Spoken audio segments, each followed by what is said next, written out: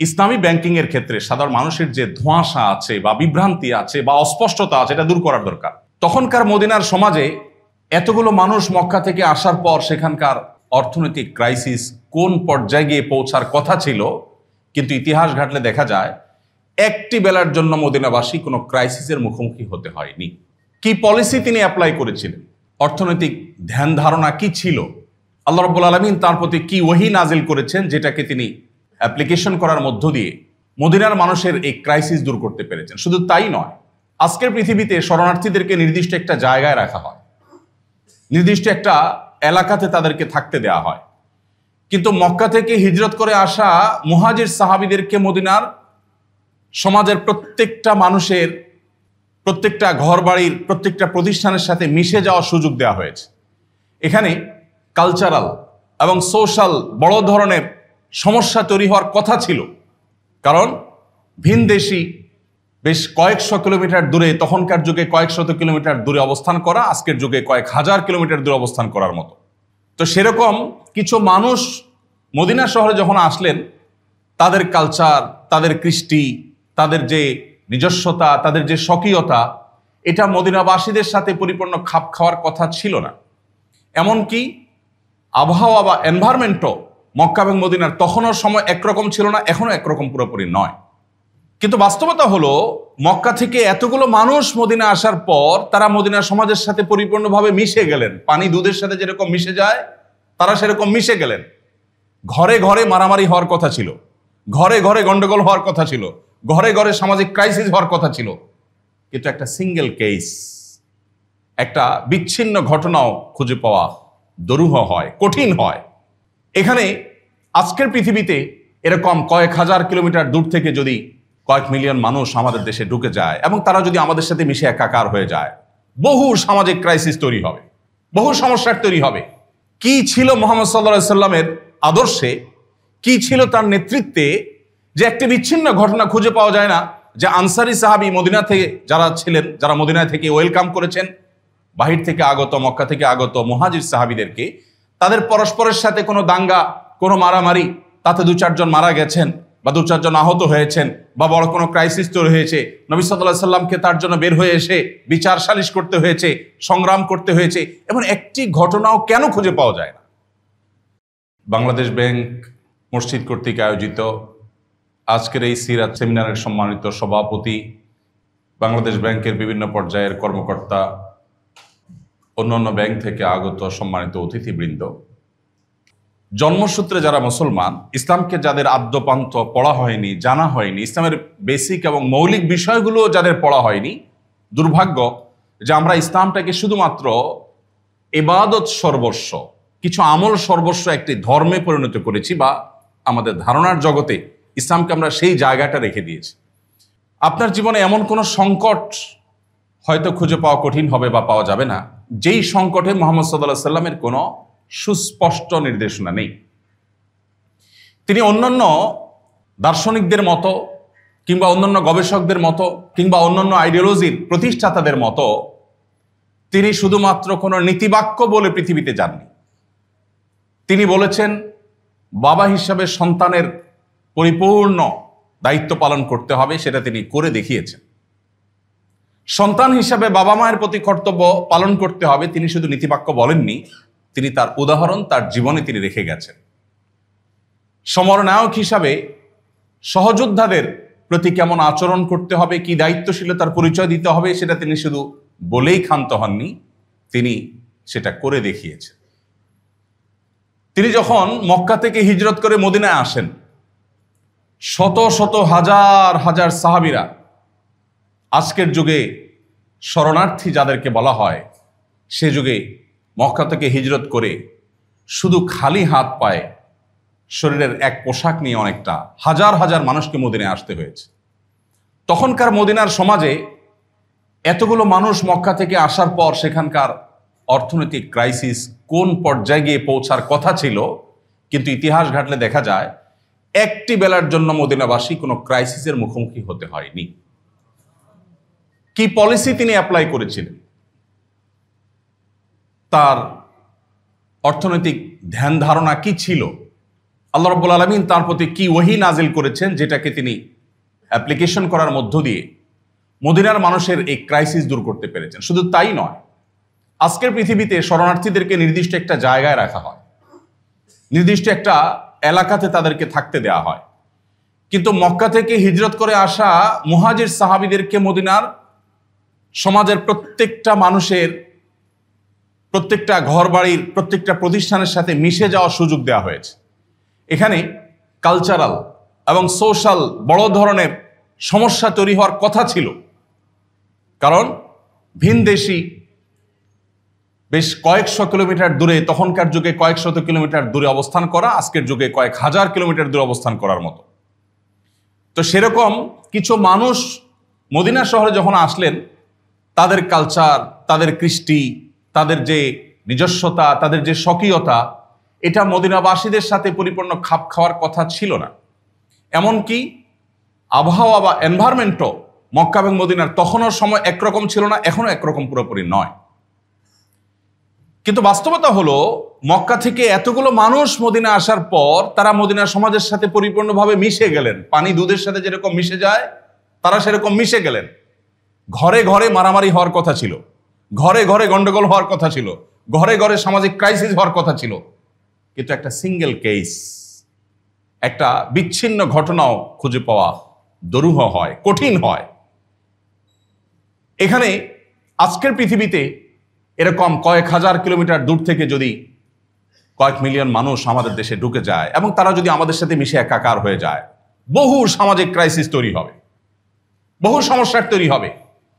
কি ছিল মুহাম্মদ সাল্লাল্লাহু আলাইহি সাল্লামের আদর্শে, কি ছিল তার নেতৃত্বে, যে একটি বিচ্ছিন্ন ঘটনা খুঁজে পাওয়া যায় না যে আনসারী সাহাবী মদিনা থেকে যারা ছিলেন, যারা মদিনা থেকে ওয়েলকাম করেছেন বাহির থেকে আগত, মক্কা থেকে আগত মুহাজির সাহাবীদেরকে, তাদের পরস্পরের সাথে কোনো দাঙ্গা, কোনো মারামারি, তাতে 2-4 জন মারা গেছেন বা 2-4 জন আহত হয়েছেন বা বড় কোনো ক্রাইসিস তৈরি হয়েছে, নবী সাল্লাল্লাহু আলাইহি সাল্লামকে তার জন্য বের হয়ে এসে বিচার সালিশ করতে হয়েছে, সংগ্রাম করতে হয়েছে, এমন একটি ঘটনাও কেন খুঁজে পাওয়া যায় না? এটা কি খুব স্বাভাবিক বিষয়? এটা কি আসলে কোনো আইন করে একটা সম্পূর্ণ বিপরীতমুখী বা অনেকটা বিপরীতমুখী দুটি সমাজের মানুষকে দুধের সাথে পানির মতো মিশিয়ে একাকার করে তাদেরকে শান্তিপূর্ণ সৌহার্দ্যপূর্ণ পরিবেশে রাখা, এটি কি আসলে সম্ভব? কিন্তু এই অসম্ভবকে তিনি সম্ভব করেছিলেন। সম্মানিত উপস্থিতি, কি ছিল তার মধ্যে? তার নেতৃত্বের কি গুণাবলী ছিল, কি কোয়ালিটি ছিল, কি সেই সম্মোহনী শক্তি যেটা এখনো আকর্ষণ করে? একজন মানুষ হয়তো নামে মুসলমান, নামাজটাও ঠিক মতো পড়েন না, কিন্তু তার সামনে আপনি মুহাম্মদ সাল্লাল্লাহু আলাইহি ওয়াসাল্লামকে একটা কটু কথা বলে দেখবেন, তার শরীরের সমস্ত শক্তি দিয়ে সে প্রতিবাদ করবে, সে সহ্য করবে না। পৃথিবীতে অনেক নবী রাসূলরা চলে গেছেন যাদেরকে আমরা শ্রদ্ধা করি। খ্রিস্টানরা যাকে নবী হিসাবে মানেন, আমরাও তাকে নবী হিসাবে শ্রদ্ধা করতে বাধ্য। আল্লাহ নবী ঈসা আলাইহিস সালাম, মুসা আলাইহিস সালাম, আরো যে সমস্ত নবী রাসূলরা ছিলেন, একজন নবী রাসূল এই জায়গাটি তারা পাননি যে জায়গাটি মুহাম্মদ সাল্লাল্লাহু আলাইহি সাল্লাম পেয়েছেন। আল্লাহ রাব্বুল আলামিন তার প্রকৃত অনুসারী হয়ে দুনিয়া এবং আখিরাতকে আমাদের উজ্জ্বল করার তৌফিক আমাদেরকে দান করুন। সম্মানিত উপস্থিতি, আপনারা দেশের মনিটারি পলিসির নিয়ন্ত্রক হিসাবে ব্যাংক ব্যবস্থার নীতি নির্ধারক প্রতিষ্ঠান বাংলাদেশ ব্যাংকে কাজ করছেন। যে প্রতিষ্ঠান দ্রব্যমূল্য নিয়ন্ত্রণ, এমপ্লয়মেন্ট জেনারেশন, দেশের অর্থের পাচার রোধ, ব্যবসা বাণিজ্যের প্রসার, জনগণের আমানতের সুরক্ষা এবং শক্ত অর্থনীতির ভিত্তি তৈরি করা এবং আন্তর্জাতিক অঙ্গনে দেশের ভাবমূর্তি উজ্জ্বল করার জন্য যে ব্যাংকের ভূমিকা সবচেয়ে গুরুত্বপূর্ণ এবং অনস্বীকার্য, সেখানে আপনারা কাজ করছেন। এই জায়গায় আপনাদের সততা, আপনাদের দক্ষতা, অন্যায়ের বিপরীতে আপনাদের আপোষহীনতা, আপনাদের এই মাটি এবং মাটির মানুষের প্রতি ভালোবাসা, দায়িত্বশীলতা, দায়িত্ববোধ, অ্যাজ এ মুসলিম উম্মার প্রতি আপনাদের দায়িত্ববোধ, আমানতদারিতা এবং সর্বোপরি খোদাভীরুতা, আল্লাহ ভীরুতার উপর যদি দেশের অর্থনীতির দৃঢ়তা, সামাজিক স্থিতিশীলতা, আর্থিক অনিয়ম রোধ করা এবং দেশের মানুষের সুখ শান্তি এগুলো আনয়নের জন্য কাজ করার এই মহান দায়িত্ব আপনারা যথাযথ পালন করতে পারেন, আমি বিশ্বাস করি তাহলে মুহাম্মদ সাল্লাল্লাহু আলাইহি ওয়াসাল্লামের যে আদর্শের অনুসরণের কথা আমরা বলছি, তার যে জীবন দর্শনকে আল্লাহ তাআলা আমাদের জন্য অনুপম আদর্শ হিসেবে উপস্থাপন করেছেন, সেটা সত্যিকার অনুসরণ তখনই হবে। সম্মানিত উপস্থিতি, তিনি যে শরিয়া আমাদের সামনে নিয়ে এসেছেন, উপস্থাপন করেছেন আল্লাহর পক্ষ থেকে, এটি তার বানানো কোনো জীবন আদর্শ বা তার বানানো কোনো জীবন দর্শন নয়। তিনি যে শরিয়া আমাদের সামনে উপস্থাপন করেছেন, এই শরিয়ার মূল উদ্দেশ্য, যেটাকে মাকাসিদুশ শরিয়া বলা হয়, এই মাকাসিদুশ শরিয়া বা ইসলামী শরিয়ার মূল উদ্দেশ্য ছিল 5টি। তার প্রথম হলো মানুষের দ্বীন এবং আইডিওলজিকে রক্ষা করা। মানুষের ধর্মীয় আইডিওলজি, এটাকে আজ নানাভাবে নষ্ট করবার বহুবিধ প্রচেষ্টা দেশে, দেশের বাইরে বিভিন্ন পর্যায়ে চলমান আছে। নবী সাল্লাল্লাহু আলাইহি ওয়াসাল্লাম যে দিন আমাদের সামনে আনয়ন করেছেন, যে শরিয়া আমাদের সামনে তিনি উপহার দিয়েছেন, এই শরিয়ার অন্যতম উদ্দেশ্য হলো মানুষের দ্বীনি আইডিওলজিকে রক্ষা করা। কেন রক্ষা করতে হবে, তার উপকারিতা কি, সে দীর্ঘ আলোচনা আমি আর যাচ্ছি না। দ্বিতীয় উদ্দেশ্য হলো মানুষের জীবনের রক্ষা করা, জীবনের নিশ্চয়তা। ইসলামী শরিয়ার অন্যতম উদ্দেশ্য মানুষের জীবন যাতে নিরাপদে থাকে, কেউ কারোর দ্বারা যেন ক্ষতিগ্রস্ত না হয়। এবং তিনি যে শরিয়া আনয়ন করেছেন, তৃতীয় উদ্দেশ্য হলো মানুষের বিবেক, মানুষের বুদ্ধিকে হেফাজত করা, নিরাপদ করা, যাতে মানুষের বিবেক বুদ্ধি কোনোভাবে নষ্ট না হয়। ইসলাম যে মানুষকে মাদক সেবন করতে হারাম করেছে, কেন হারাম করেছে? কারণ এর মাধ্যমে মানুষের বিবেক, তার বুদ্ধি, এটা লোপ পেয়ে যায়, এটা নষ্ট হয়। এটাকে নষ্ট করতে ইসলাম আমাদেরকে অনুমোদন করে না। ইসলাম বা ইসলামী শরিয়ার 4 নম্বর উদ্দেশ্য হলো মানুষের সম্পদের সংরক্ষণ। শত শত বিধান নবী সাল্লাল্লাহু আলাইহি ওয়াসাল্লামের সিরাতে, তার জীবনীতে শত শত নীতিবাক্য আপনি পাবেন, তার জীবনের শত শত উদাহরণ আপনি পাবেন, যেগুলোর উদ্দেশ্যই হলো মানুষের মাল এবং সম্পদের সংরক্ষণ, যেটি আপনারা এর উল্লেখযোগ্য অংশ আপনারা দায়িত্ব পালন করছেন এবং নেতৃত্বে আপনারা আছেন। ইসলামী শরিয়ার 5 নম্বর উদ্দেশ্য হলো মানুষের সম্ভ্রমের সংরক্ষণ। ইসলাম যেভাবে মানুষের সম্ভ্রমের সংরক্ষণের কথা বলে, পৃথিবীর ইতিহাসের কোনো সভ্যতা, কোনো সংস্কৃতি, কোনো সমাজ, কোনো আইডিওলজি, কোনো জীবন দর্শন মানুষের সম্ভ্রমের এই মাত্রায় সংরক্ষণের কথা কল্পনাও করেনি। একজন নারী, তাকে শারীরিকভাবে হেনস্থা করতে পৃথিবীর সকল সমাজ আপনাকে অনুমোদন দিবে না। প্রত্যেকটা সমাজ, প্রত্যেকটা সভ্যতা বলবে কোনো নারীকে আপনি ফিজিক্যালি তাকে আপনি হ্যারাসমেন্ট করবেন, তাকে আপনি উত্ত্যক্ত করবেন, এটা অন্যায়, এটা অপরাধ। কোন নারীকে আপনি মেন্টাল হ্যারাসমেন্ট করবেন, সেটাকে অপরাধ হিসাব বিবেচনা করবে পৃথিবীর সকল আদালত, সকল সমাজ, সকল সভ্যতা। বাট মুহাম্মদ সাল্লাল্লাহু আলাইহি ওয়াসাল্লাম যে শরীয়ত দিয়েছেন, সেখানে শুধুমাত্র এখানেই থেমে থাকা হয়নি, আরো এক কদম আগ বাড়িয়ে ইসলাম বলেছে, কোন নারীকে শারীরিক বা মানসিকভাবে হ্যারাসমেন্ট করা তো পরের কথা, এটা তো নিষেধ বটেই। এর পাশাপাশি কোন নারীকে নিয়ে আপনি মনোজগতে যদি বাজে কল্পনা করেন, মনে মনে যদি নোংরা চিন্তা করেন, তার সৌন্দর্য দেখা আপনার জন্য নিষিদ্ধ, যদি তিনি আপনার গায়ে মাহরাম হন, আপনার ফ্যামিলির কেউ না হন, তাহলে সেক্ষেত্রে তাকে দেখে মনোজগতে, তাকে নিয়ে কল্পনার জগতে তাকে নিয়ে বাজে চিন্তা করা, এটাকেও ইসলাম আপনার জন্য হারাম করেছে এবং এটাও তার প্রতি অসম্মান হিসাবে ইসলাম চিহ্নিত করেছে, যেটা পৃথিবীর কোনো সভ্যতা করেনি। ঠিক একইভাবে এরকম শত সহস্র উদাহরণ দেয়া যাবে, যেগুলো মূলত মানুষের সম্ভ্রমকে সংরক্ষণ করার জন্য ইসলাম দিয়েছে। সময়ত ভাইয়েরা, আমি যেটি বলছিলাম কিছুক্ষণ আগে, ইসলামটাকে আমরা শুধুই ইবাদত সর্বস্ব, নামাজ, রোজা, হজ, যাকাত কিংবা কোরআন তেলাওয়াত, জিকির, আজকার, দোয়া, এসব ইবাদতের মধ্যেই শুধুমাত্র ইসলামকে আমরা অনেকেই সীমাবদ্ধ মনে করি। অথচ ইসলাম ইবাদত প্রধান একটি দিন হলেও এখানে মানব জীবনের প্রতিটা সেক্টর সম্পর্কে সুনির্দিষ্ট গাইডলাইন এবং নীতিমালা দেওয়া আছে। দুর্ভাগ্য যে আমরা না সেগুলো জানার চেষ্টা করি, না সেগুলো মানার ব্যাপারে আমাদের কোনো আগ্রহ আছে। সম্মানিত উপস্থিতি, মুহাম্মদ সাল্লাল্লাহু আলাইহি সাল্লাম তিনি মদিনার যে অর্থনীতি ছিল, সেই অর্থনীতিকে পৃথিবীর মানুষের কাছে একটা উদাহরণ হিসেবে যে পেশ করতে পেরেছিলেন, মক্কা থেকে আসা মুহাজির সাহাবীদের কেউ যে মদিনা মানুষের উপরে বার্ডেন হন নাই। অবাক করা ব্যাপার, তারা কেউ রিফিউজি ক্যাম্পে ছিলেন না। 1450 বছর আগের বাস্তবতা এটি কল্পনা করাও কঠিন। তিনি প্রত্যেকটা মক্কা থেকে আগত সাহাবীকে গাইড করেছেন, বাজারে যাও, ব্যবসা শুরু করো। মদিনায় থাকা সাহাবীদেরকে বলেছেন, মুহাজির সাহাবীদেরকে তোমরা ধার দিতে পারো, তারা ব্যবসা করে তার লভ্যাংশ দিয়ে তোমাদের ধার দেনা পরিশোধ করবে। একজন মানুষকে একটি দিনের জন্য নবী করিম সাল্লাল্লাহু আলাইহি সাল্লাম রিফিউজি হিসাবে বসে বসে খেতে দেননি। তিনি নিজেও কখনো বসে বসে কারোর বোঝা হয়ে তিনি খান। তিনি বাজারে গিয়েছেন, তিনি ব্যবসা করতেন, তিনি শ্রম দিয়েছেন, তিনি অন্য ধর্মের মানুষদের অধীনে কাজ করেছেন, কিন্তু তারপরও কারোর কাছে একটি বেলার জন্য, একটি দিনের জন্য বোঝা হন। আজ পৃথিবী যেসব বিষয় ভাবছে এগুলো 1450 বছর আগে তিনি বাস্তবায়ন করে গেছেন। সম্মানিত উপস্থিতি, লেনদেনের সততা এবং হালাল উপার্জন এটার ব্যাপারে তিনি এত বেশি গুরুত্ব আরোপ করেছেন যে তাফসীরাতে শুধুমাত্র এই অধ্যায় নিয়ে আপনি শত সহস্র পৃষ্ঠা পাবেন। আমাদেরকে যে দিন দিয়েছেন সেই দিন শুধুমাত্র নামাজ রোজা নয়, নামাজ রোজার পাশাপাশি আমাদের উপার্জনে সততা এবং হালাল উপার্জনের ব্যাপারে তিনি এত বেশি গুরুত্ব আরোপ করেছেন যে আল্লাহ রাব্বুল আলামিন কোরআনে কারীমে বলেছেন, ইয়া আইয়ুহার রাসূলু কুলু মিনাত তাইয়্যিবাতি ওয়া আমালু সালিহা।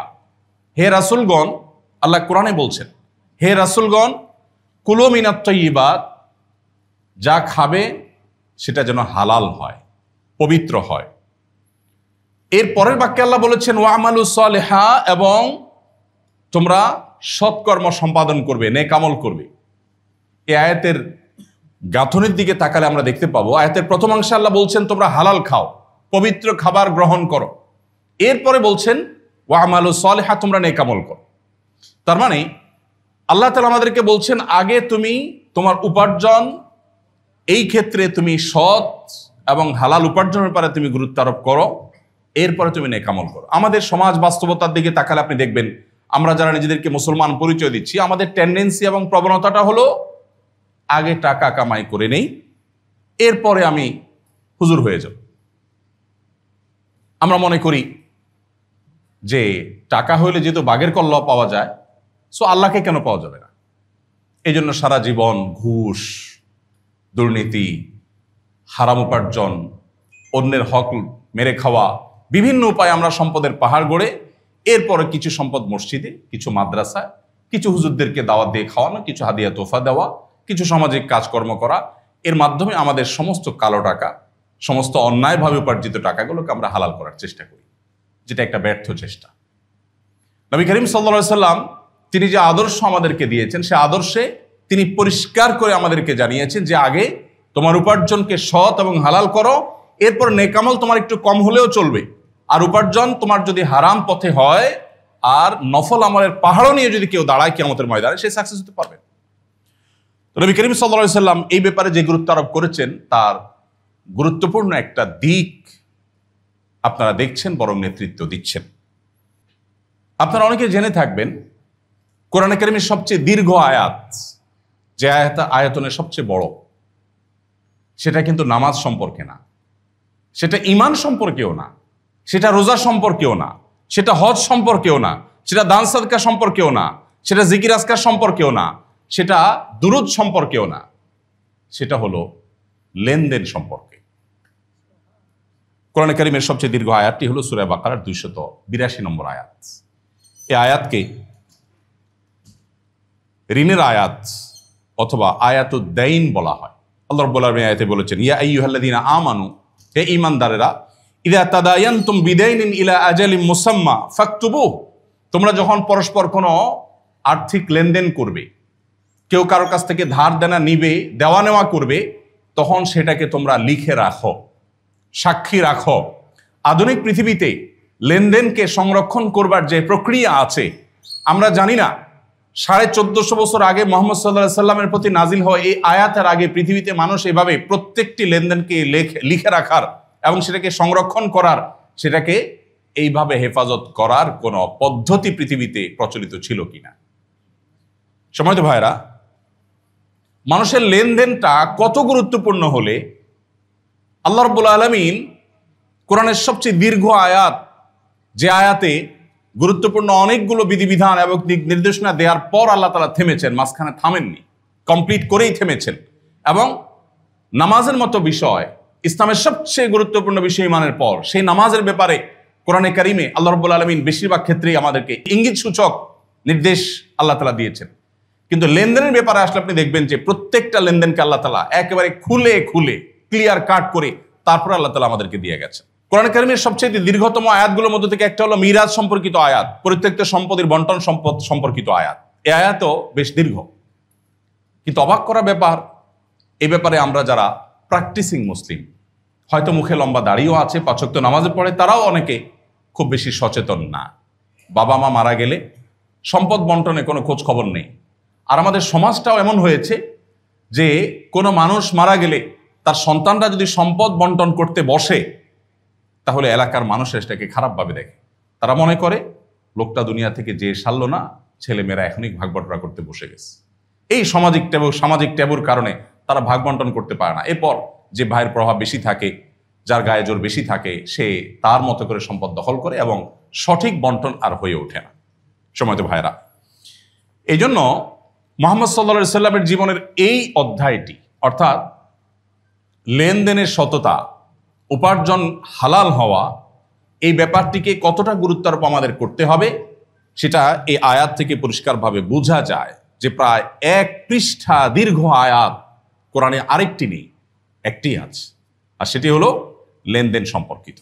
অতএব এখান থেকে বোঝা যায় যে লেনদেনের বিষয়টাকে ইসলাম কিভাবে দেখেছে এবং কতটা গুরুত্ব আরোপ করেছে। সময়ত উপস্থিতি, নবী করিম সাল্লাল্লাহু আলাইহি সাল্লাম তিনি তার যে আদর্শ আমাদের সামনে রেখে গেছেন, তার জীবনী থেকে আমরা একটি পয়েন্ট উল্লেখ করলাম যে তিনি লেনদেনের সততাকে যে কোনো কিছুর ঊর্ধ্বে রাখতেন এবং সর্বোচ্চ গুরুত্ব দিতেন। এবং তার যে জীবন দর্শন ছিল, সেই জীবন দর্শনটাকে যারা অনুসরণ করেছেন সাহাবায়ে কেরাম, তাদের প্রত্যেকটা মানুষের জীবনে আপনি অ্যানালাইসিস করতে পারেন। ব্যক্তি জীবনে তাদের কারো কোনো ত্রুটি, কোনো বিচ্যুতি, কোনো স্খলনের ঘটনা পাওয়া যায়, কিন্তু সাহাবীদের জীবনে আপনি কখনো আর্থিক অসততার কোনো একটি উদাহরণ কোনো সাহাবীর জীবনে আপনি খুঁজে পাবেন না। অমুসলিমদের লেখা যে সমস্ত সিরাত গ্রন্থ আছে বা নবী সাল্লাল্লাহু আলাইহি ওয়াসাল্লামের জীবনী আছে, সেগুলো যদি আপনি খোঁজেন, নবী সাল্লাল্লাহু আলাইহি ওয়াসাল্লাম এর হাতে গড়া সাহাবীরা তাদের ব্যক্তিগতভাবে মানুষ হিসাবে কোনো ত্রুটি বিচ্যুতির কথা উল্লেখ থাকলেও তাদের আর্থিক কোনো অসততার কোনো একটি উদাহরণ, কোনো একটি ঘটনা, আপনি কোনো একটি জাল বা ভিত্তিহীন যে হাদিস বলা হয় সেগুলো তো আপনি খুঁজে পাবেন না। দুর্ভাগ্য আমাদের, আমরা যারা নিজেদেরকে মুসলমান দাবি করি, আমরা শুধুই ইবাদত বন্দেগীর মাধ্যমে মুসলমান হওয়ার চেষ্টা করি, লেনদেনে আমরা আর আমাদের সেই রূপটাকে ধরে রাখতে পারি না। আপনারা নিশ্চয় লক্ষ্য করেন, যখন ভেজাল বিরোধী অভিযানে কিংবা ব্যবসায় অসততার কারণে জরিমানার বিভিন্ন দৃশ্যগুলো মিডিয়া মারফতে আমরা দেখতে পাই, দেখা যায় মুখ ভর্তি দাড়ি এবং মেহেদি রাঙানো সুন্দর লাল এ চাচা, তিনি দেশি মশারি আর ইন্ডিয়ান মশারির ডাল মিশিয়ে বিক্রি করছেন। তিনি নামাজ পড়ে এসে বিসমিল্লাহ বলে মিশাচ্ছেন এবং তার নামাজ তাকে বাধা দিচ্ছে না, তার দিন তাকে বাধা দিচ্ছে না। তার মানে দিন তিনি বুঝেননি বা আমরা তাকে দিন বোঝাতে পারিনি। সময়ত উপস্থিতি, আজ নাম সর্বস্ব মুসলিমে গোটা পৃথিবী ভরে গেছে। সেই মুসলিম পাওয়া যায় না যে মুসলিম নীতি এবং আদর্শে বলিয়ান হবেন, যিনি মনে করবেন যে আমাকে আল্লাহ তাআলা যে রিজিক বরাদ্দ করেছেন তার বাইরে একটি দানা অবৈধভাবে আমার মধ্যে যেতে পারে না।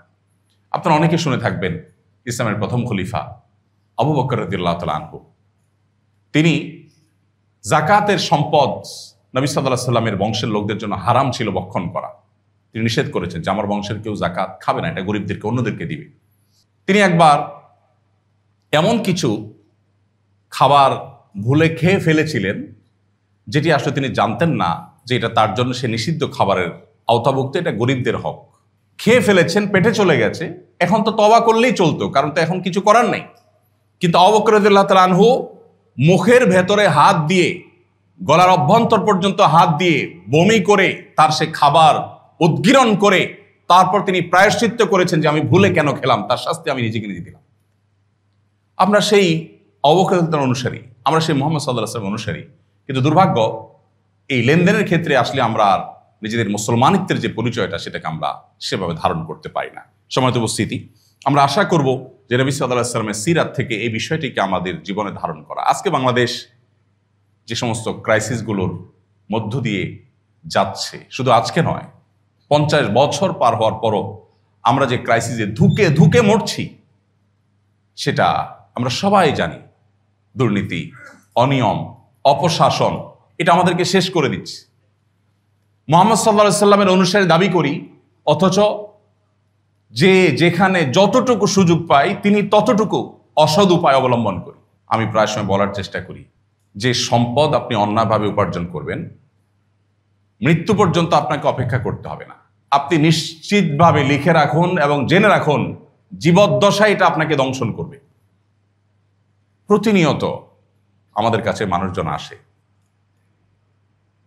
অবৈধ সম্পদের পাহাড় করবার পর, যখন দেয়ালে পিঠ ঠেকে গেছে, যখন দেখেছেন যে সম্পদ তাকে সুখ দিতে পারছে না, যখন রিয়েলাইজ হয়েছে, তখন তিনি হয়তো আর পেছনে ফেরার সুযোগ পাচ্ছেন না, জীবনের ব্যাক গিয়ার নেই, তিনি এখন এসে আফসোস করছেন, প্রায়শ্চিত্ত করছেন। প্রতিনিয়ত, অলমোস্ট প্রতিদিন অফিসে এরকম লোকজনের ভিড় আসে। ভাইরা আমার, আল্লাহ রাব্বুল আলামিন আমাদেরকে পবিত্র এবং হালাল উপার্জনের মধ্যে যে সুখ দিয়েছেন, অপবিত্র এবং হারাম উপার্জনের মধ্যে সেই সুখ দেননি। আল্লাহ আমাদের সবাইকে সেটাকে মেনে চলার তৌফিক দান করুন। নবী সাল্লাল্লাহু আলাইহি ওয়াসাল্লামের সিরাত থেকে আরেকটি পয়েন্ট নিয়ে আমি কথা বলতে চাই, সেটা হলো কোরআনের সর্বাধিক গুরুত্ব পাওয়া বিষয়গুলোর অন্যতম। সে বিষয়টিকে কোরআনের ভাষায় বলা হয়েছে আদল অথবা কিসত। দুটি শব্দে কোরআনে ব্যবহার করা হয়েছে প্রায় 40 বার। পুরো কোরআন জুড়ে প্রায় 40 বার আল্লাহ রাব্বুল আলামিন আমাদেরকে ইনসাফ, ন্যায় বিচার এবং আদল করতে বলেছেন। কোরআন কারীমে আল্লাহ বলেছেন, ইন্নাল্লাহা ইয়া'মুরুকুম আন তু'আদ্দুল আমানাতি ইলা আহলিহা। আল্লাহ বলেছেন, ইন্নাল্লাহা ইয়া'মুরু বিল আদলি ওয়াল ইহসান। আপনারা জুমার নামাজে শৈশব থেকেই দ্বিতীয় খুতবার শেষে অনেক মসজিদেই খতিবদের মুখ থেকে আয়াতটা শুনে থাকবেন, ইন্নাল্লাহা ইয়া'মুরু বিল আদলি ওয়াল ইহসান ওয়া ইতা'i যিল কুরবা ওয়া ইয়ানহা আনিল ফাহশাই ওয়াল মুনকারি ওয়াল বাগয়ি ইয়া'iযুকুম লাআল্লাকুম তাযাক্কারুন। মনে পড়ে? আয়াত শুনতে শুনতে আমরা দাঁড়ায় যাই। তো এই যে আয়াতের প্রথম অংশ, ইন্নাল্লাহা ইয়া'মুরু বিল আদলি ওয়াল ইহসান, এই অংশে আল্লাহ বলছেন যে আল্লাহ তাআলা তোমাদেরকে অর্ডার করছেন আদল এবং ইহসান করবার জন্য, ইনসাফ করবার জন্য।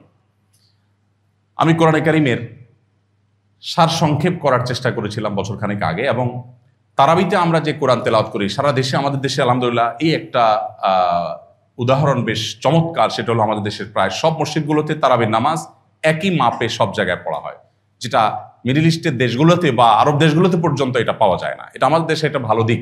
অনেক অনৈক্য, অনেক মতপার্থক্য, ধর্মীয় এবং রাজনৈতিক, যেগুলো আমাদের কষ্টের কারণ, পীড়া দেয়, এর মধ্যে এই একটা উদাহরণ ভালো যে সারা দেশেই প্রায় তারাবির নামাজে হাফেজ সাহেবরা এক তালে কোরআন তেলাওয়াত করেন। আজকে যে যত নম্বর পারা চলছে, এখানে গ্রামেও সেই একই নম্বর পারা চলছে। তো প্রত্যেকটা পাড়ার নির্যাস, ওই পুরো পাড়ায় আল্লাহ কি কি বলেছেন সেগুলোকে আমরা 3-4 পেজের মধ্যে, 3-4টা পৃষ্ঠার মধ্যে আনার চেষ্টা করেছি, এটা ছোট বইয়ে। ওই বইটার কাজ করতে গিয়ে পুরো কোরআনের একেবারে প্রত্যেকটা আদেশ নিষেধ এগুলো নিয়ে অনেক কাজ করতে হয়েছে আমাকে। আমি তখন লক্ষ্য করেছি পুরো কোরআনে আল্লাহ রাব্বুল আলামিন 3-4টা বিষয়ে সবচেয়ে বেশি এবং বারবার আমাদেরকে নক করেছেন, বারবার আমাদেরকে অর্ডার করেছেন। এর ভিতরে অন্যতম হলো এই বিষয়টা, অর্থাৎ ইনসাফ এবং ন্যায় বিচার।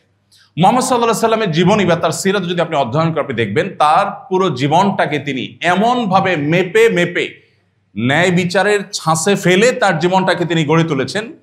আপনি এরকম আরেকটি উদাহরণ খুঁজে পাবেন না। আল্লাহ রাব্বুল আলামিন কোরআনে কারীমে সেজন্য বলেছেন, ওয়াইদা কুলতুম ফাআদিলু। আমরা সাধারণত ন্যায় বিচার বলতে বুঝি জাজমেন্টাল কোনো ইস্যু, হয়তো বিচারিক আদালতের কোনো ইস্যু। অথচ ন্যায় বিচার বা আদল, এটার সাথে শুধুমাত্র বিচার কার্যের সম্পর্ক নয়, বরং আমাদের জীবনের প্রতিটি পদে পদে ন্যায় বিচারের প্রশ্ন এবং প্রসঙ্গ আসে, যেটা আমরা হয়তো ওইভাবে ভাববার সুযোগ অনেকের হয়নি। আল্লাহ রাব্বুল আলামিন সেজন্য বলেছেন, ওয়াইদা কুলতুম ফাআদিলু ওয়ালাউ কানা যা কুরবা। যখন তুমি কথা বলবে, যখন তুমি কোনো কথা বলতে যাবে, কোনো মন্তব্য করবে, কোনো কমেন্ট করবে, তখন তুমি ইনসাফের কথা মাথায় রাখবে। তুমি অন্যায় করবে না। এমনকি তোমার যদি খুব কাছের মানুষও হয়, আত্মীয় স্বজনও হয়, কথা বলার ক্ষেত্রে আত্মীয় স্বজনের প্রতি বায়াসড হয়ে তার সপক্ষে বলতে গিয়ে তুমি যেন ন্যায় থেকে, ন্যায্যতা থেকে এক চুল সরে না যাও। যদি সরে যাই তাহলে কি হবে? আল্লাহ বলেছেন, মা ইয়ালফিজু মিন কাউলিন ইল্লা লাদাইহি রাকিবুন আতীদ। মানুষ এমন একটি শব্দ, বাক্য উচ্চারণ করে না যেটা আল্লাহর ফেরেশতারা সংরক্ষণ করেন না। সবকিছু সংরক্ষণ করেন। অতএব এর প্রত্যেকটার বিচার এবং বিশ্লেষণ আল্লাহ তাআলা করবেন। এজন্য আমরা যখন কথা বলবো তখনও আমাদেরকে ন্যায় বিচার করার নির্দেশ এবং তখনও আমাদের ন্যায়সঙ্গত কথা বলার নির্দেশ আল্লাহ তাআলা দিয়েছেন। কোরআনে কারিমে একটি আয়াত আছে, যে আয়াতে আল্লাহ রাব্বুল আলামিন ন্যায় বিচারের একটা কঠিন পরিস্থিতি, একটা বিশেষ পরিস্থিতির কথা আলোকপাত করেছে। সাধারণত মানুষ যখন ভালো থাকে, স্বাভাবিক থাকে, তখন ন্যায় বিচার করা যায়। ধরুন আপনার সামনে দুজন ব্যক্তি মারামারি করেছে, আপনাকে সেখানে মধ্যস্থতাকারী বা বিচারক হিসাবে উভয়ে মেনে নিয়েছে। দুজনের কেউ যদি আপনার আপনজন কিংবা আপনার দুর্জন কিছু না হয়, অপরিচিত হয়, সম্পূর্ণ আননোন ব্যক্তি হয়, তাহলে তাদের মধ্যে ন্যায় বিচার করার জন্য কোনো যোগ্যতা লাগে না, এটা আমরা সবাই পারি। কিন্তু তাদের একজন যদি হয় আপনার খুব কাছের মানুষ, আপনার খুব বন্ধু মানুষ, তখন কিন্তু বিপত্তিটা দেখা দেয়। তখন হক কথাটা বলতে আপনার সে ঈমানি শক্তি সেভাবে আমরা বেশিরভাগ মানুষ পাই না। আল্লাহ রাব্বুল আলামিন সে প্রসঙ্গে বলেছেন, ওয়ালা ইয়াজরিমান্নাকুম শানাআনু কওমিন আলা আল্লা তা'দিলু ই'দিলু হুয়া আকরাবু লিত-তাকওয়া। কারোর সাথে তোমার ব্যক্তিগত শত্রুতা থাকতে পারে, মতভিন্নতা থাকতে পারে, কেউ তোমার প্রতিপক্ষ হতে পারে, সে অন্য ধর্মের অনুসারী, অন্য পলিটিক্যাল পার্টির লোক, সে তোমার বিরুদ্ধাচরণকারী, সে তোমার শত্রু, বা তার ভূমিকা আর তোমার ভূমিকা সম্পূর্ণ বিপরীতমুখী। কিন্তু এরপরও যদি তার বিষয়ে কোনো কমেন্ট করতে হয়, কোনো উদ্যোগ নিতে হয়, কোনো ব্যবস্থা গ্রহণ করতে হয়, কোনো ভূমিকা রাখতে হয়, খবরদার সে শত্রু হওয়া সত্ত্বেও যেন ইনসাফ থেকে এক চুল তুমি সরে না যাও। আল্লাহ রাব্বুল আলামিন কোরআনে কারীমের যে আয়াত নাজিল করেছেন, আমাদের নবী করিম সাল্লাল্লাহু আলাইহি ওয়াসাল্লাম ছিলেন এর সবচেয়ে বড় উজ্জ্বল উদাহরণ। তার জীবনে এমন অজস্র ঘটনা আপনি পাবেন যে ন্যায় বিচার এইভাবে প্রতিষ্ঠা করা যায়, এটা হয়তো মানুষ তার আগে কল্পনাও করেনি। আপনারা জানেন নবী করিম সাল্লাল্লাহু আলাইহি ওয়াসাল্লাম কোন একটা যুদ্ধে, কোন একটা রণাঙ্গনে তিনি যোদ্ধাদের সাথে অবস্থান করছিলেন।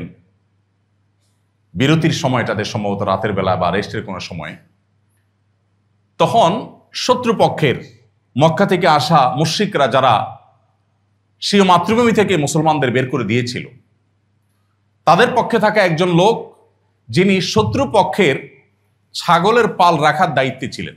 সে যুগে মানুষ যখন যুদ্ধে যেত, অনেক দূরে যেত, ছাগল ওঁট এগুলো নিয়ে যেত খাবারের জন্য। তো এই ছাগলের পালের যিনি দায়িত্বে ছিলেন, এই লোকটা আসলে তিনি মুসলিম ছিলেন, কিন্তু তাদের কাছে প্রকাশ করতে পারছিলেন না জীবনের ভয়। যখন দুই পক্ষ মুখোমুখি হয়ে গেছে এবং যুদ্ধ বিরতি চলছে, রাতের অন্ধকারে তিনি ছাগলের পাল চড়াতে চড়াতে, ঘাস খাওয়ানোর ভান করতে করতে মুসলমানদের দলে ভিড়ে গেছে এবং মুহাম্মদ সাল্লাল্লাহু আলাইহি ওয়াসাল্লামের কাছে তিনি যে কোনোভাবে চলে গেছেন, যে বললেন, হে আল্লাহর রাসূল, আমি মূলত মুসলমান, মক্কা থেকে আসার জন্য আমি বাহানা খুঁজছিলাম, একা আসতে গেলে আমাকে তারা হয়তো ধরে মেরে ফেলতো, তো যুদ্ধের ভান করে তাদের সাথে চলে এসেছি এবং তারা আমাকে ছাগল চড়াতে দিয়েছে। এই ছাগল চড়াতে চড়াতে আমি ঘাস খাওয়াতে খাওয়াতে আপনার দলে ভিড়ে গেছি, আমাকে আপনি অ্যাকসেপ্ট করেন, কবুল করেন, আমি আর তাদের কাছে ফিরে যেতে চাই না। মুহাম্মদ সাল্লাল্লাহু আলাইহি সাল্লাম তাকে বললেন, তুমি যখন ঈমান এনেছ, ইসলাম গ্রহণ করেছ, মোস্ট ওয়েলকাম, তোমাকে অবশ্যই আমরা অ্যাকসেপ্ট করব, কিন্তু যে ছাগলগুলো তুমি সাথে নিয়ে এসেছো, এগুলো আমরা অ্যাকসেপ্ট করতে পারি না। শত্রুপক্ষের খাবার, এই খাবারগুলো আটকে দিলে শত্রু দুর্বল হয়ে পড়বে।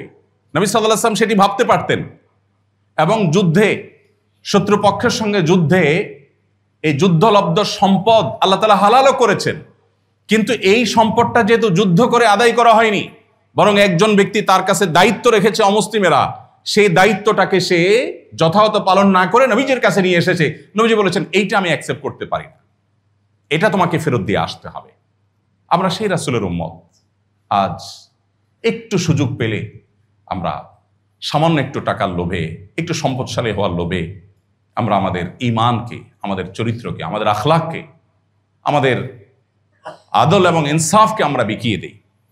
মুহাম্মদ সাল্লাল্লাহু আলাইহি সাল্লাম তার পরিবারদের মধ্যে যখন ইনসাফ করতেন, ভাগ করতেন সবকিছু, ভাগ করে দেওয়ার পর বলতেন, হে আল্লাহ, আমার যতটুকু সাধ্যে আছে ইনসাফ করার তার সবটুকুন আমি করলাম। আমি আমার পরিবারের মধ্যে কোনো অবিচার বৈষম্য করলাম না, যাকে যা দিলাম সমান হারে দিলাম।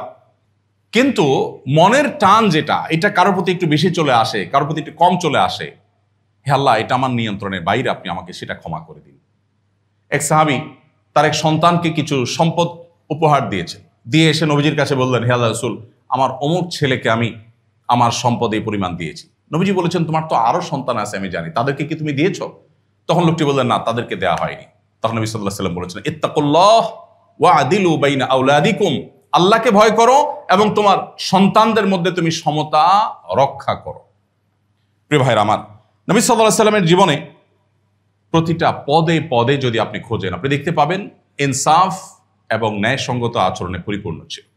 আমি যেটা বলছিলাম, আমরা অনেক সময় মনে করি যে আমরা আমাদের দৈনন্দিন জীবনে শুধুমাত্র বিচার বিশ্লেষণ বা জাজমেন্টাল কোনো পদক্ষেপ নেওয়ার মতো ইস্যু থাকলে সেখানে বোধহয় ইনসাফ করতে হয়, অথচ আমাদের পুরো জীবনটাতেই ইনসাফের প্রশ্ন আসে। প্রতিদিন সকাল থেকে সন্ধ্যা পর্যন্ত আমরা কি পরিমাণ বেইনসাফি, কি পরিমাণ অবিচার আর কি পরিমাণ জুলুম আমাদের দ্বারাই হয়, হয়তো সেটি ভাববার ফুরসত বা সুযোগটুকু পর্যন্ত আমাদের হয় না। আমি যদি একটা উদাহরণ দেওয়ার চেষ্টা করি তাহলে হয়তো বোঝাটা আরো পরিষ্কার হবে, বোঝাটা আরো সহজ হবে। নবী সাল্লাল্লাহু আলাইহি সাল্লাম একবার মসজিদে নববীতে দেখলেন যে এক ব্যক্তি কোরআন তেলাওয়াত করছে, অন্য কিছু না, কোরআন তেলাওয়াত করছে, একটি ইবাদত করছে, কিন্তু তিনি একটু উচ্চ স্বরে কোরআন তেলাওয়াত করছিলেন। নবী করিম সাল্লাল্লাহু আলাইহি সাল্লাম তখন তাকে ডেকে বললেন, তুমি যে আল্লাহকে শোনাবার জন্য কোরআন তেলাওয়াত করছো সে আল্লাহ বধির নন, তিনি মনের কথাও শুনতে পান, সো তোমাকে এত আওয়াজ করে কোরআন তেলাওয়াত করতে হবে না যেটা তোমার আশেপাশে থাকা মসজিদে অন্য মুসল্লিদের ডিস্টার্বের কারণ হয়। আজকে আপনি দেখবেন আমরা রাজনৈতিক সমাবেশের নামে, সংস্কৃতি বিনোদনের নামে, এমনকি ধর্মের নামে আমরা মানুষকে অতিষ্ঠ করি। দূর দূরান্তে মাইক লাগিয়ে দিয়ে আমরা মানুষকে রাত বিরাত পর্যন্ত কষ্ট দেই। বিবাহ, বিনোদন, আকিকা অনুষ্ঠান, নানান অনুষ্ঠানকে কেন্দ্র করে, এমনকি ওয়াজ মাহফিলকে কেন্দ্র করে আমরা দেখা যায় দায়িত্ব জ্ঞানহীনতার পরিচয় দেই। এর মধ্য দিয়ে যে আমি যে আরেকজনের হক নষ্ট করছি, আমি যে জুলুম করছি, সেটা বোঝার মতো ক্ষমতাটুকু পর্যন্ত অনেক সময় আমাদের থাকে না। প্রিয় ভাইরা আমার, নবী করিম সাল্লাল্লাহু আলাইহি সাল্লাম যে দিন শিখিয়েছেন আমাদেরকে, সেখানে ইনসাফ পরিপন্থী কিছুই থাকতে পারবে না। আপনি সোশ্যাল মিডিয়াতে কোনো একটা নিউজ পেয়েছেন নেগেটিভ কারোর ব্যাপারে, আপনি সেটা প্রচার শুরু করে দিলেন। বাস্তবে যদি সেটা সেইভাবে না হয়, একটু বাড়িয়েও হয়, তাহলে আপনি একটা গুজব, একটা প্রপাগান্ডার প্রচারে আপনি অংশগ্রহণ করলেন।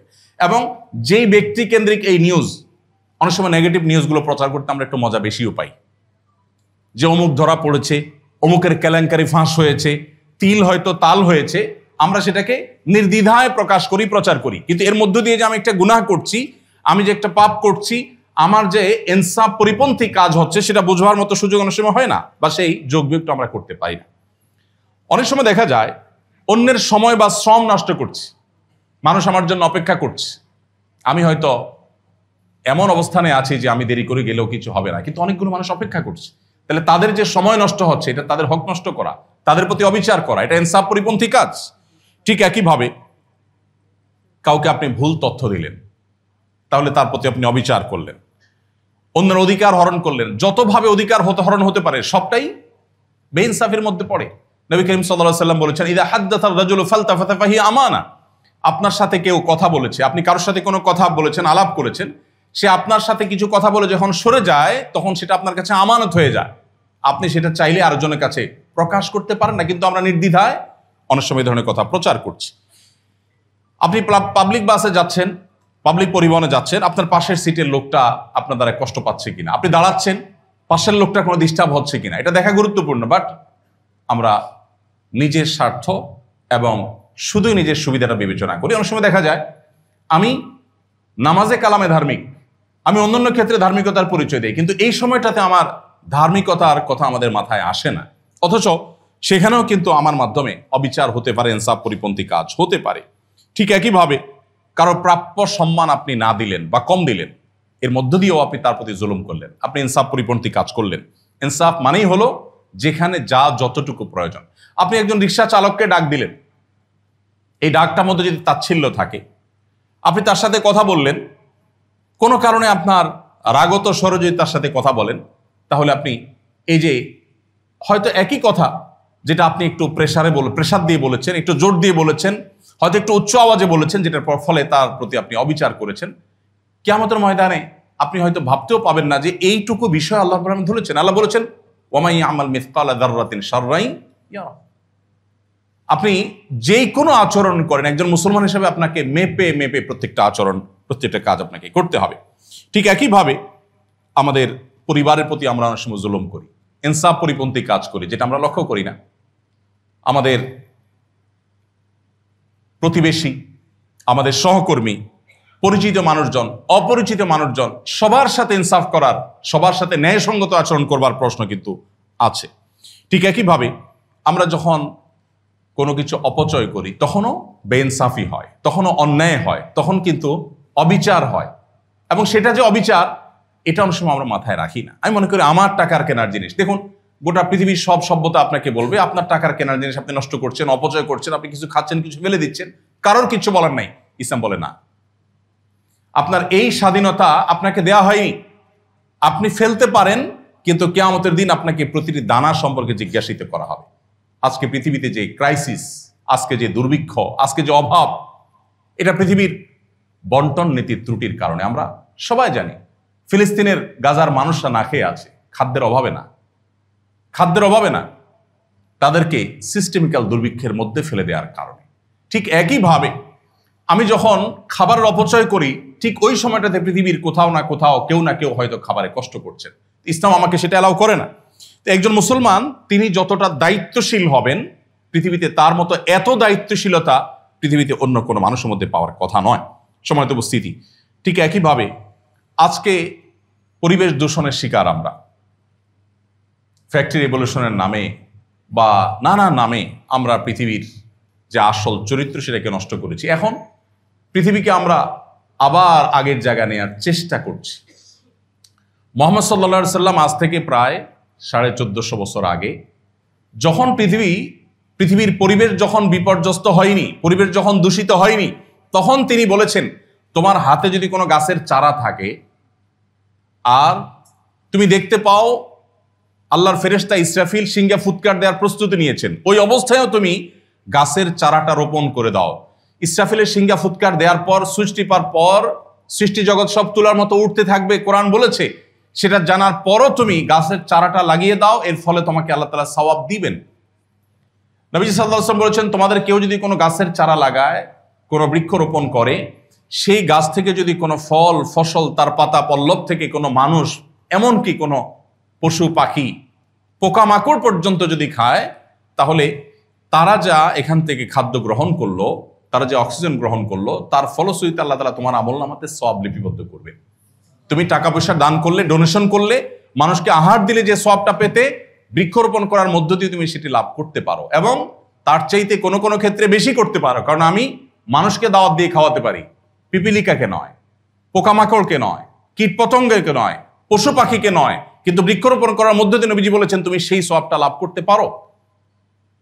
যখন পৃথিবীর এই অবস্থা হয়নি, যখন পরিবেশ দূষিত হয়নি, তখন নবী সাল্লাল্লাহু আলাইহি সাল্লাম পরিবেশ সুরক্ষিত রাখবার জন্য, পরিবেশ ভালো রাখবার জন্য তার যে নির্দেশনাগুলো ছিল, এগুলো মনে হয় যে 2025-এর পৃথিবীর জন্য যেন তিনি আজকেই বলে গেছেন, অথচ কথাগুলো বলেছেন প্রায় 150 সহস্রাব্দী আগে। তাহলে আমরা যখন পরিবেশ নষ্ট হওয়ার মতো কোনো কাজ করব, তখন আমার দ্বারা জুলুম হতে পারে। আমি চিপস খেয়ে ঠোঙাটা ছেড়ে দিলাম গাড়ির বাহিরে অথবা রাস্তাঘাটে, এই ঠোঙা হয়তো কোনো ড্রেনে গিয়ে পড়লো, সেখানে পানি জমা হয়ে ড্রেনের স্বাভাবিক প্রবাহকে ব্যাহত করলো।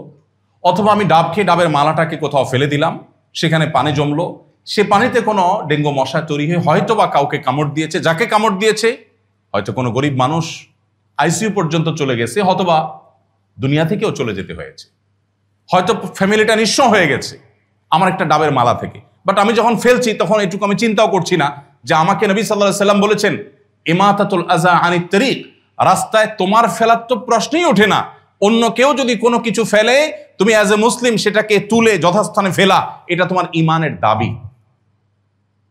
পথ পরিষ্কার করা ইমানের অঙ্গ। আমি জানি না আমাদের মধ্যে কজন মানুষ আছে যে বলতে পারবো যে আমি আজ এই পুরো দিনের মধ্যে কোথাও কেউ কোনো টিস্যু ফেলেছে অজায়গায়, সেটাকে আমি যথাস্থানে ফেলে দিয়েছি। এরকম দায়িত্বশীলতার পরিচয় আমরা কজন মানুষ দিতে পারি? কিন্তু ইসলাম আমাদেরকে সেই কথাটি বলেছে। সম্মানিত উপস্থিতি, পৃথিবীকে সাজাবার জন্য, আমাদের দেশকে সমৃদ্ধ করবার জন্য মুহাম্মদ সাল্লাল্লাহু আলাইহি সাল্লামের সিরাত চর্চার কোনো বিকল্প আমাদের সামনে নেই। অতএব বারবার করে তাকে আমাদের অধ্যয়ন করতে হবে, তাকে পাঠ করতে হবে, পুনর্পাঠ করতে হবে। আর সেজন্যই তার ইনসাফ, তার ন্যায় বিচার এবং ন্যায়সঙ্গত আচরণ, এটা আজকের পৃথিবীর সবচাইতে অপরিহার্য বিষয়, এবং সেটা শুধুমাত্র তার অনুকরণের মধ্য দিয়ে সম্ভব। ভাইরা আমার, আমাদের অজস্র এরকম অবিচার এবং ইনসাফ পরিপন্থী কাজ হয়। আপনারা যেহেতু ব্যাংকিং ব্যবস্থার সাথে জড়িত আছেন, সেজন্য ইনসাফ পরিপন্থী কোরআনের দৃষ্টিতে, হাদিসের দৃষ্টিতে একটা ইনসাফ পরিপন্থী বিষয় হলো রিবা।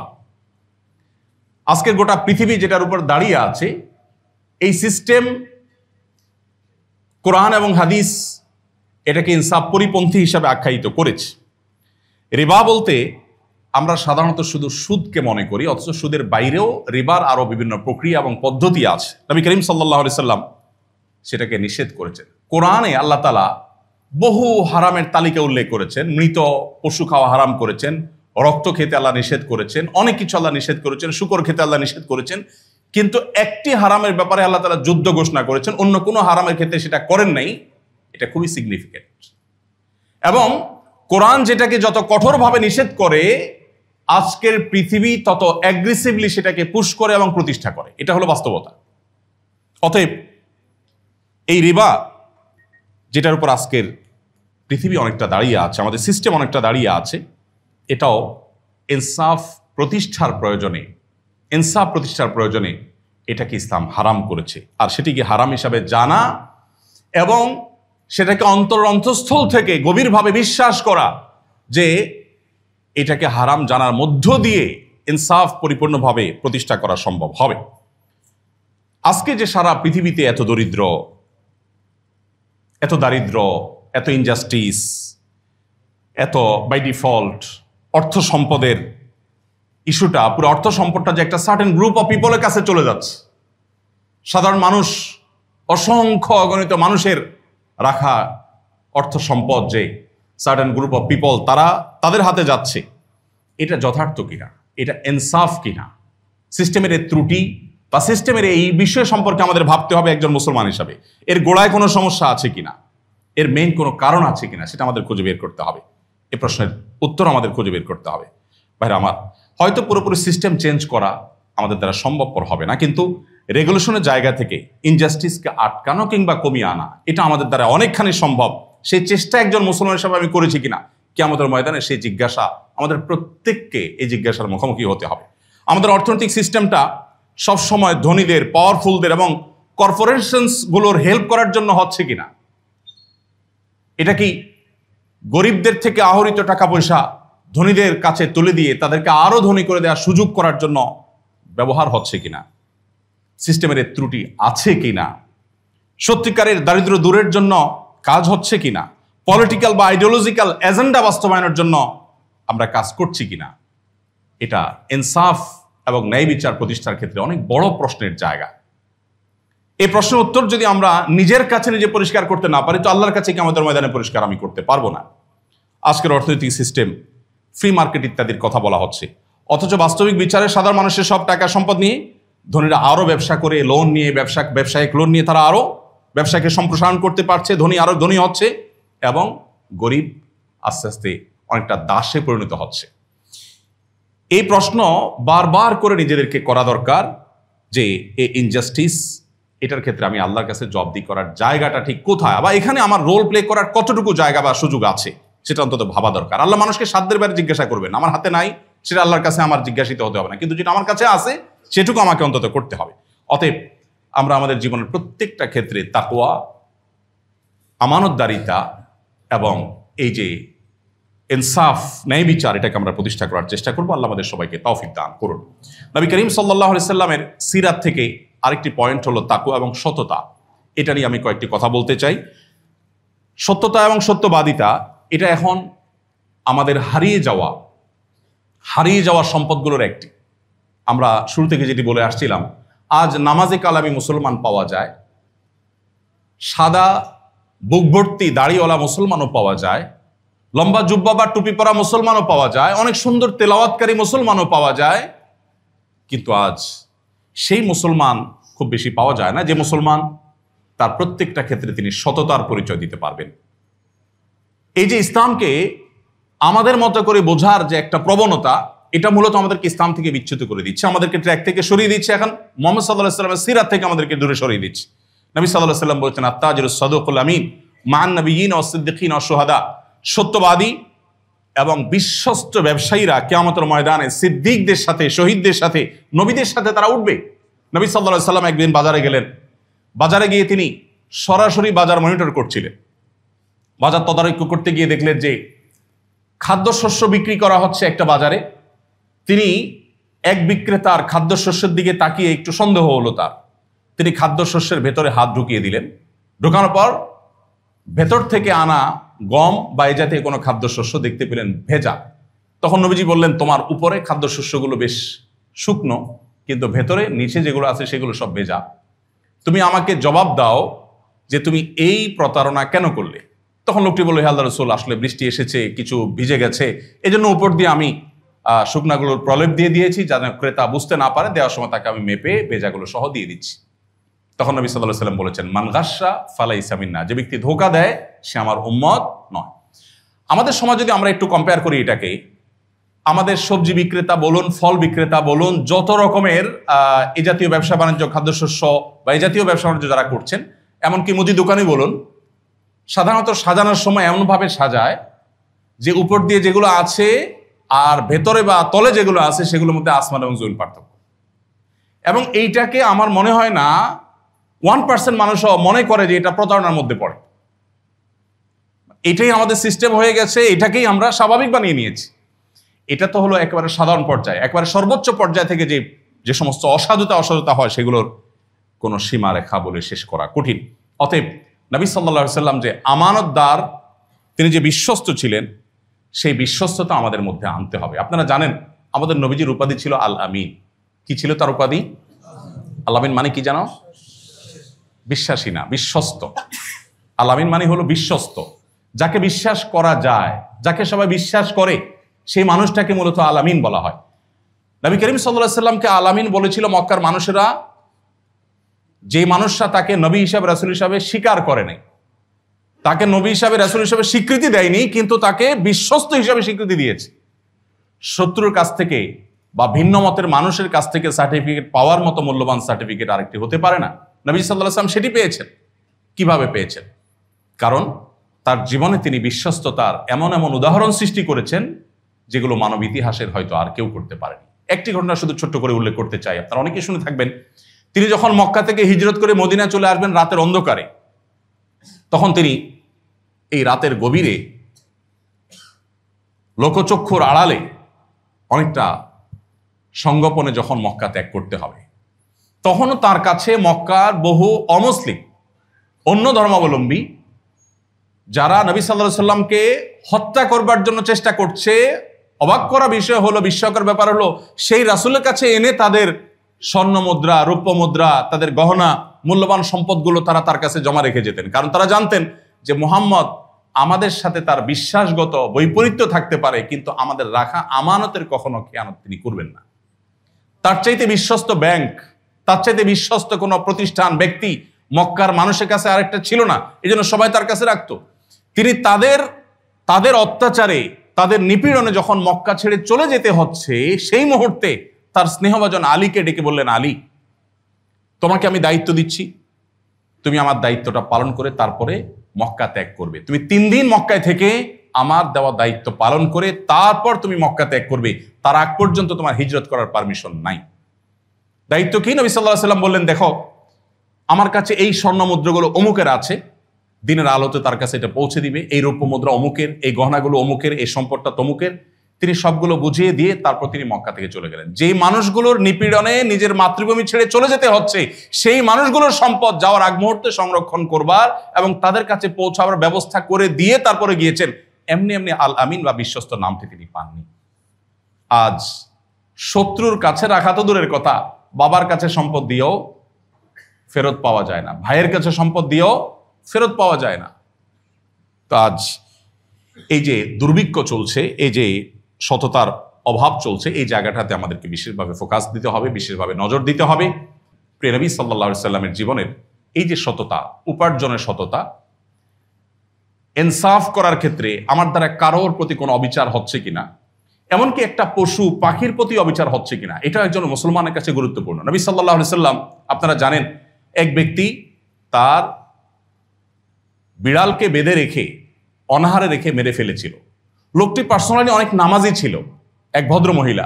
নবী সাল্লাল্লাহু আলাইহি সাল্লাম তার সম্পর্কে বর্ণনা করতে গিয়ে বলেছেন যে আল্লাহ তাআলা তাকে ওহীর মাধ্যমে জানিয়েছেন যে এরকম একটা ঘটনা ঘটেছে অতীতে, যে একজন মহিলা পার্সোনালি অনেক নামাজি কালামে ছিলেন, কিন্তু একটা বিড়ালকে শুধুমাত্র বেঁধে রেখেছেন, বিড়ালটা ডিস্টার্ব করে দেখে, এবং অনাহারে তাকে মেরে ফেলেছেন।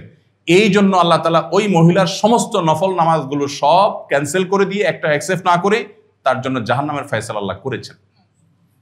এই জন্য একজন মুসলমান যদি একটা পশুর সাথে একটা দুরাচরণ করলে বা তার হক নষ্ট করলে এই অবস্থায় হয়, তাহলে আমরা মানুষের প্রতি যদি অবিচার করি বা অন্যের হক নষ্ট করি, তাহলে আমাদের অবস্থান কোথায় যাবে?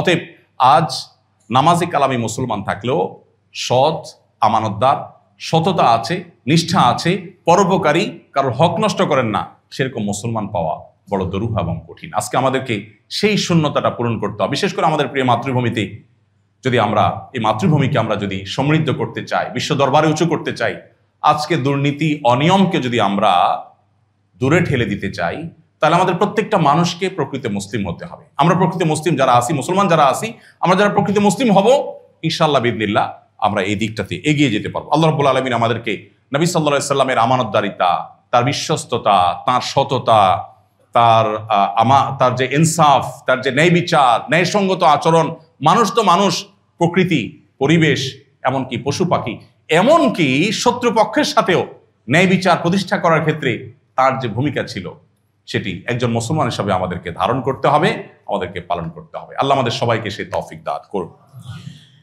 এর পাশাপাশি আমি বাংলাদেশ ব্যাংক কর্তৃপক্ষ, এখানে মাননীয় ডেপুটি গভর্নর মহোদয় আছেন, আর অন্যান্য দায়িত্বরত ব্যক্তিবর্গ আছেন, তাদের প্রতি আমার ছোট ছোট কয়েকটা আর্গুমেন্ট আছে। প্রথমত, 1983 সালে বাংলাদেশে ইসলামী ব্যাংকিংয়ের যে যাত্রা শুরু হয়, 2009 সালে এসে সেন্ট্রাল শরিয়া board for all Islamic banks of Bangladesh নামে একটা প্রতিষ্ঠান গঠন করা হয়। কিন্তু এই প্রতিষ্ঠান এর নির্দেশনা অন্যান্য ব্যাংকগুলো মানতে বাধ্য ছিল না। আলহামদুলিল্লাহ, এটি ধন্যবাদ পাওয়ার মতো একটি বিষয় যে বাংলাদেশ ব্যাংক আলহামদুলিল্লাহ Islamic banking regulation and policy department চালু করেছে। আমি এর জন্য সংশ্লিষ্ট কর্তৃপক্ষকে ধন্যবাদ দিতে চাই। এবং সেই সাথে সেন্ট্রাল শরিয়া বোর্ড স্থাপনের অনুমোদনও দেওয়া হয়েছে। আমি যতটুকু জানি, সন্দেহাতীতভাবে এটি অত্যন্ত চমৎকার এবং সময়োপযোগী একটি উদ্যোগ। ইসলামী ব্যাংকিং হলো বাংলাদেশের সবচাইতে কঠিন বাস্তবতাগুলোর একটি। প্রত্যেকটা ব্যাংক, এমনকি কনভেনশনাল ব্যাংকগুলো ইসলামী ব্যাংকিং উইং খোলা ছাড়া গ্রাহক ধরে রাখতে পারছে না। এখান থেকে বোঝা যায় বাংলাদেশের মানুষ আর যা হোক, তারা সুদকে না করতে চায় বা ইসলামী ব্যাংকিং তারা চায়। আমরা বিগত সরকারের আমলে এনএসআই এর মাধ্যমে আমি একাধিকবার সরকার প্রধান এবং সরকারের সর্বোচ্চ পর্যায়ে একটা আর্গুমেন্ট পেশ করার চেষ্টা করেছি, বাট আনফর্চুনেটলি তারা সেটা হয়তো আমলে নেয়নি। সেটি হলো সার্বজনীন পেনশনের নামে যে স্কিম চালু করা হয়েছিল।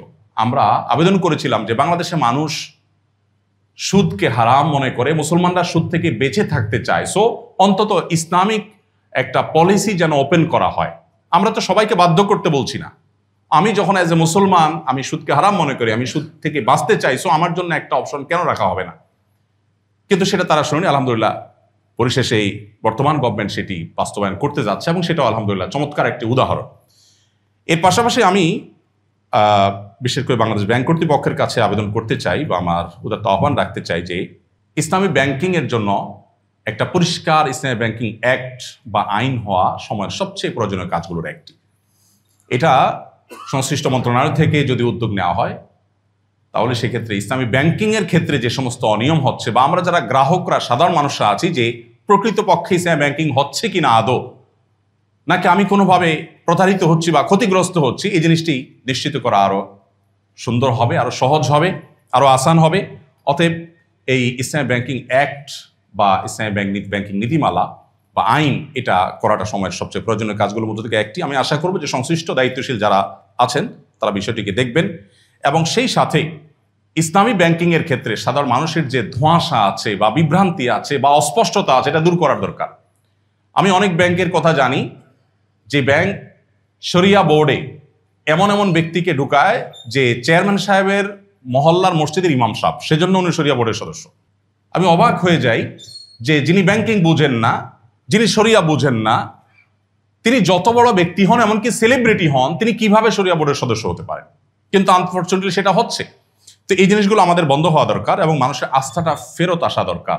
আমি জানি না ইসলামী ব্যাংকিং করতে গিয়ে ইসলামী ব্যাংকিং এর ত্রুটি আছে, বিচ্যুতি আছে, এই দায়ে কেউ দায়ী হয়েছেন কিনা বা চিহ্নিত হয়েছেন কিনা বা কোনো সাজা হয়েছে কিনা, যদি না হয় তাহলে সেক্ষেত্রে সাধারণ মানুষের যে বিপুল আগ্রহ আছে ইসলামী ব্যাংকিং এর ক্ষেত্রে, সেই আগ্রহের জায়গাটা থেকে অন্তত এই জিনিসটা হওয়া দরকার এবং তদারকি আরো বাড়া দরকার। নবী করিম সাল্লাল্লাহু আলাইহি ওয়াসাল্লাম সিরাতের আলোকে এখানে অনেক কথা বলার আছে, কিন্তু সময় আমাদেরকে আর অনুমোদন করছে না, বিধায় আমি সেদিকে যাচ্ছি না। আমি সংক্ষেপে শুধুমাত্র বলতে চাচ্ছি যে যোগ্য এবং উপযুক্ত মানুষগুলো এই সমস্ত জায়গাগুলোতে আসা দরকার এবং সাধারণ মানুষের অধিকার এখানে সংরক্ষিত হওয়া দরকার।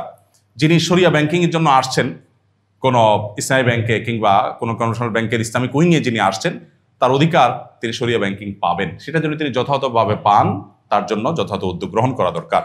সেই সাথে দায়িত্ব দেওয়ার ক্ষেত্রে মুখ চেনা মানুষকে দায়িত্ব না দেওয়ার যে বিষয়টা বলছিলাম, নবী করিম সাল্লাল্লাহু আলাইহি ওয়াসাল্লাম একজন সাহাবী, আপনারা নাম শুনেছেন অনেকেই, আবু যর গিফারি রাদিয়াল্লাহু তাআলা আনহু। তিনি খুব সরল সহজ মানুষ ছিলেন। তিনি নবীজিকে বললেন, হে আল্লাহর রাসূল, মদিনা রাষ্ট্রের আপনি আমাকে কোন একটা দায়িত্ব দেন। নবীজি বলেছেন, না আবু যর, তুমি অত্যন্ত নরম মানুষ, দায়িত্ব নরম মানুষের কাজ না, তুমি দুর্বল মানুষ, দায়িত্ব পালন করতে হবে তোমার হলে তোমাকে সেই শক্তি, সেই সামর্থ্য, সেই দৃঢ়তা, সেই লিডারশিপ তোমার মধ্যে থাকতে হবে। নবী সাল্লাল্লাহু আলাইহি ওয়াসাল্লাম তাকে সেটা দেননি। তিনি যখন মক্কা বিজয় করেছেন, মক্কা বিজয়ের পর মক্কার কাবাগরের চাবি কার কাছে থাকবে এটা নিয়ে যখন নবী সাল্লাল্লাহু আলাইহি ওয়াসাল্লাম সিদ্ধান্ত নিচ্ছিলেন, তখন ওসমান ইবনে আবি তালহাকে তিনি চাবি তুলে দিলেন, কারণ বংশানুক্রমিকভাবে এটা তারই প্রাপ্য। অথচ আলী রাদিয়াল্লাহু তাআলা ইসলামের জামাই এবং কাছের মানুষ, তিনি এই চাবির প্রার্থী ছিলেন, তারও আহ্বান ছিল, আর্গুমেন্ট ছিল, নবী সাল্লাল্লাহু আলাইহি ওয়াসাল্লাম তারটা পূরণ করেন নাই। তার মানে যথাযোগ্য ব্যক্তিকে যথাস্থানে রেখেছেন। অতএব এই বিষয়টি খুবই গুরুত্বপূর্ণ। সেই সাথে বাধ্যতামূলক জবাবদিহিতা নিশ্চিত করা দরকার, যেটা আমি বলছিলাম যে আসলে ইসলামী ব্যাংকিং বা শরিয়া নিশ্চিত হচ্ছে কিনা সেটা সেভাবে দেখা। আলহামদুলিল্লাহ, এক্ষেত্রে যে পদক্ষেপগুলো হয়েছে আমি বিশ্বাস করি এগুলোর মধ্য দিয়ে সেগুলো হয়তো নিশ্চিত করার পথ সুগম হবে এবং গ্রাহকদের জন্য শরিয়া ভিত্তিক ব্যাংকিং এর ধারণা দেওয়ার, একটা সার্ভিস দেওয়ার কথা আমি অনেকদিন থেকে বলে আসছিলাম যে সাধারণ মানুষ যারা আছেন, গ্রাহক যারা আছেন, তারা জানেন না যে আসলে একটা পদ্ধতি, বিবাহ এবং জেনা দেখতে একই রকম দেখা গেল, একটা হালাল একটা হারাম। ডক্টর ইউসুফ আল কারজাবি বলেছেন। সো একটা ব্যাংক লেনদেন আমার এভাবে হলে শরিয়া অ্যালাউ করবে, এভাবে হলে অ্যালাউ করবে না, কিন্তু আমি যে লোকটার কাছ থেকে সার্ভিসটা নিচ্ছি, আমি যদি জানি যে আসলে শরিয়া ভায়োলেশনটা কি করলে হবে কি করলে হবে না, তাহলে আমি আমার অধিকারটা তার কাছ থেকে বুঝে নিতে পারবো। তো এই জন্য টোল ফ্রি কোনো নাম্বারে মানুষকে অন্তত ফোন করে জানার ব্যবস্থা, অথবা ব্যাংকগুলোকে কোনো না কোনো সিস্টেম চালু করার জন্য বলা যেতে পারে, এটা আমার একটা অনুরোধ। এবং সর্বশেষ কথা হলো যে আমি জানি যে বাংলাদেশ ব্যাংকের যে কর্মকর্তা কর্মচারীবৃন্দ আছেন, অনেক কর্মকর্তা কর্মচারীরা আমাকে পার্সোনালি জানিয়েছেন, তার ভিত্তিতে আমি জানি যে এখানে আসলে হাউস লোনের ক্ষেত্রে বা গাড়ি লোনের ক্ষেত্রে ইসলামী ব্যাংকিং যারা ফলো করতে চান বা শরিয়ার পলিসি অনুযায়ী যারা নিতে চান, তাদের জন্য কোনো পদ্ধতি বা পলিসি যদি চালু করা হয়, আমার মনে হয় যে কর্মচারীদের একটা উল্লেখযোগ্য অংশ যারা আসলে চান যে ইসলামী পন্থা এবং পদ্ধতিতে তিনি নিতে, তাদের কাজটা সহজ হবে, ইজি হবে। আমি আশা করব বিনীতভাবে যে কর্তৃপক্ষ সে বিষয়টিকেও সদা বিবেচনা করবেন এবং এমপ্লয়ীদের এবং কর্মকর্তা কর্মচারীদের তাদের জন্য ইসলামী ব্যাংকিং এর পথটা অন্তত ওপেন রাখবেন। আমরা তো সবার জন্য এক সিস্টেমের কথা বলছি না, একজন মানুষ যখন দিন পালন করতে চান তার জন্য সেই সুযোগটা যদি রাখা হয়, তাহলে সেক্ষেত্রে আমার মনে হয় তাদের হক এবং অধিকার অনেক বেশি আদায় হবে। আমরা শেষ করছি, যেহেতু আমাদের সময় খুবই কাছাকাছি এসে পৌঁছেছে। অনেক কথা আমরা বলেছি, যদি ভুল কিছু বলে থাকি তাহলে আমাকে ক্ষমা করবেন, আল্লাহ তাআলা আমাদেরকে মাফ করুন। আর যদি সঠিক কিছু বলে থাকি আমরা আমল করার চেষ্টা করব। আজকের সিরাত আয়োজনের সাথে যারা যেভাবে জড়িত ছিলেন তাদের সবাইকে আমি আবারও ধন্যবাদ দিচ্ছি। শুরুতে যেভাবে ধন্যবাদ দিয়েছিলাম, ঠিক একইভাবে গভর্নর মহোদয়, ডেপুটি গভর্নর মহোদয় সহ অন্যান্য দায়িত্বশীল ব্যক্তিবর্গ যারা নবী সাল্লাল্লাহু আলাইহি ওয়াসাল্লামের সিরাত জানার জন্য এই পথটা আমাদের জন্য সুগম করে দিয়েছেন, আল্লাহ রাব্বুল আলামিন এটার জন্য তাদেরকে কিয়ামতের দিন সর্বোত্তম বিনিময় দান করুন। আজকে এই চমৎকার পরিবেশে মসজিদে আমরা যেভাবে সমবেত হয়েছি, আরশের মালিকের কাছে দোয়া করি আল্লাহ আমাদেরকে জান্নাতুল ফিরদাউসে ঠিক একইভাবে একত্র হওয়ার তৌফিক দান করুন। আমাদের প্রিয় নবী সাল্লাল্লাহু আলাইহি ওয়াসাল্লামের সাথে কিয়ামতের দিন জান্নাতে আমাদেরকে সাক্ষাৎ লাভের তৌফিক আল্লাহ আমাদেরকে দান করুন। আমরা যে কথাগুলো শুনলাম সেই কথাগুলো শুধু শোনার মধ্যেই সীমাবদ্ধ থাকলে এটি আমাদের আজকের এই প্রোগ্রামকে সার্থক করবে না, বরং এই কথাগুলোকে আমাদের জীবনে বাস্তবায়ন করা এবং আমল করার মধ্য দিয়ে আজকের এই আয়োজনকে আমরা সার্থক করতে পারি। আমরা সবাই সেই চেষ্টা ইনশাআল্লাহ যথাযথভাবে করব। আল্লাহ আমাদের সবাইকে আদর্শ মুসলমান হওয়ার তৌফিক দান করুন। একজন মুসলমান হিসাবে মুহাম্মদ সাল্লাল্লাহু আলাইহি সাল্লামের সিরাতের প্রতিটি অধ্যায়কে যেভাবে অনুসরণ করা দরকার, অনুকরণ করা দরকার, আল্লাহ তাআলা সেটা আমাদের সবাইকে করার তৌফিক দান করুন।